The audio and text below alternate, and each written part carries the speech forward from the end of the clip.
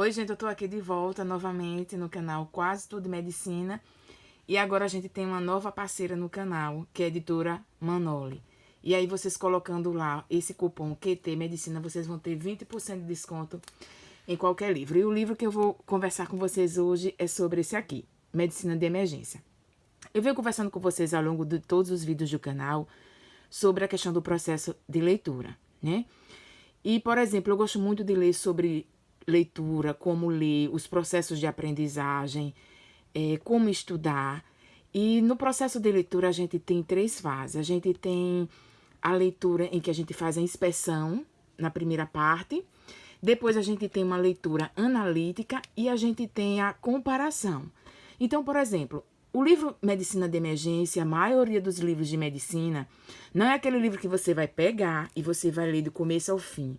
Não é um livro de Agatha Christie, não é um livro de romance em que você vai até o final tentando descobrir quem é o assassino, tá? Então, por exemplo, livros de medicina de emergência, ou medicina intensiva, também lá da editora Manoli, qualquer um deles, eles vão te ajudar ao longo de todo o curso de medicina, ao longo da residência, ao longo de toda a vida acadêmica. Então, às vezes, tem muita gente que se espanta, porque tem muitos médicos que têm biblioteca, mas o objetivo é justamente esse. A leitura das pessoas, principalmente que se dedicam à área da saúde, é uma leitura eterna. É para sempre. Então, por exemplo, um livro desse, você não vai conseguir ler ele do começo ao fim num período, num ano. É um livro que você vai consultar ele para sempre. Então, é um livro que você lê antes de dormir, é um livro que você carrega para os estágios durante o curso de medicina, é um livro que você leva para as clínicas, o período das clínicas, 3º e 4º ano de medicina, em que vocês vão se deparar com muitas situações que tem aqui, você vai lá e consulta. Consulta como você fazer, os exames que você vai pedir, a conduta que você vai realizar, a conduta medicamentosa, principalmente no internato, os 2 últimos do curso de medicina, na residência e durante toda a sua vida médica. E aí eu vou mostrar para vocês, ele tem inúmeros assuntos. Então, ele tem emergência cardiovascular, oftalmológica, ele tem infectologia, ele tem a parte de pneumo. E eu decidi escolher alguns 20 principais temas, principalmente que eu tenho encontrado no meu ciclo clínico, tá? Então, eu reuni só os 20 assuntos para passar bem rapidinho para vocês, para o vídeo não ficar tão extenso. Então, por exemplo, aqui eu já escolhi aqui do PCR, que a gente vê muito no suporte básico de vida sobre a parada cardiorrespiratória. Então, ele traz, são fluxos rápidos, aqueles fluxogramas em que você vai dar uma olhada, vai confirmar a conduta, o procedimento que você vai realizar. Então, ele traz uma forma de fazer com que você não perca tanto tempo no celular ou indo para livros mais profundos. É realmente um livro de bolso para você fazer aquela consulta enquanto você é acadêmico, enquanto você está no ciclo clínico. Por exemplo, choque, que a gente também encontra bastante, principalmente no internato de emergência. Então, os tipos de choque, os procedimentos que você vai encontrar, tá? No seu dia a dia, como realizar o exame físico, sepse, né? Que é um assunto que a gente tem falado bastante ultimamente, principalmente na campanha do Dr. Luciano Azevedo, em que ele fala bastante sobre os protocolos, né?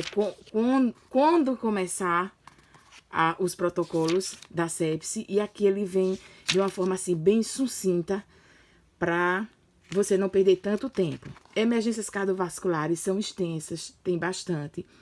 Eu peguei cefaleia porque a gente pega bastante, principalmente no ciclo clínico com crianças. Então, por exemplo, quais são os critérios de diagnóstico? Quais são os diagnósticos diferenciais? Quais são os sintomas, os tipos de cefaleia? Em que situação você vai pedir uma neuroimagem? Então, essa semana a gente teve essa dúvida e o professor abriu um livro de pediatria para tirarmos a dúvida se iríamos pedir ou não um exame de neuroimagem. E aí, por exemplo, no Manual de Medicina de Emergência, ele já te dá rapidamente como tomar essa decisão, tá? Aqui a gente tem também que a gente encontra muito hemorragia digestiva alta, tá?